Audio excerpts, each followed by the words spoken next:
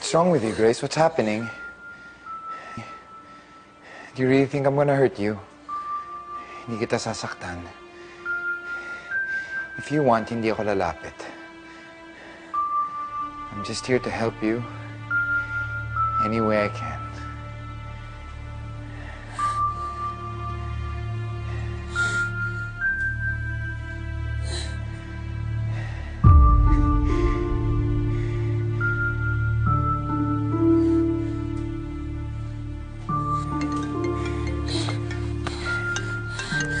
Answer call.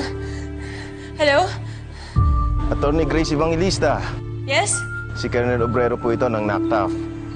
Regarding po kay Attorney Villarreal. Si Edward? Na-trace na po namin location niya. Salamat. Maraming salamat, Colonel Obrero. Salamat po. Kuya William, nalocate na nila si Edward. Tek! Pumalpak ang mga uwas na yun. Tara! Pagli! Sabi nyo.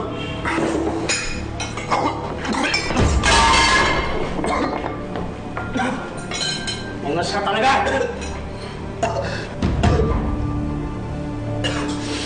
Kaya kayo. Lamunin mo na kasi yan, Atty. Kami na lang malilintigan niya kay boss eh. Nung dahil sa katigasan ng ulo mo. You won't escape, Edward. This isn't how I planned it to be. I have to go. Ha? Saan ka pupunta? Gusto ko sumama sa pag-rescue kay Edward. Sama ako! No! What I mean is, dito ka lang sa bahay. It's for your own safety. Safety? Kuya William, wala naman akong pakialam sa safety ko. Ang gusto ko, nandun ako kapag ni-rescue si Edward. Please, hayaan mo na akong sumama, please. Sasama ako.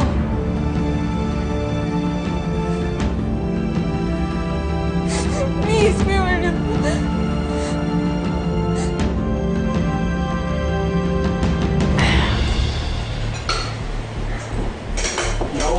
Tapos kabisita mo.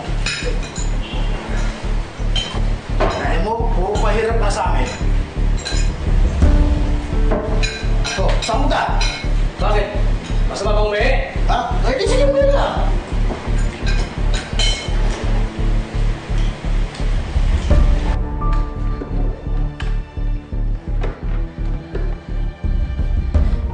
Nay? Nay, Nina! Si Edward nahanap na! Nay?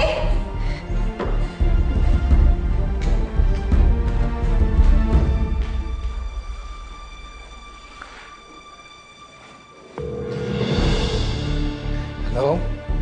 Boss, Nasaan si Edward? dito lang siya, boss. Alis kayo dyan ngayon din. Ha? Kuya William? Kuya, sino yan? Hello? Boss! Boss!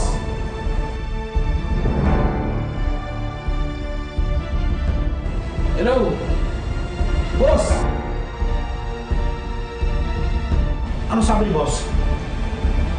Umalis na tayo dito. Bakit daw? Ewan ko. Bigla na putol eh. Tawagan ko lang ulit. Yung si Dimas. Dimas! Yung police officer. Gusto ko lang manigurado na makakasama tayo sa kanila mamaya. Tara na.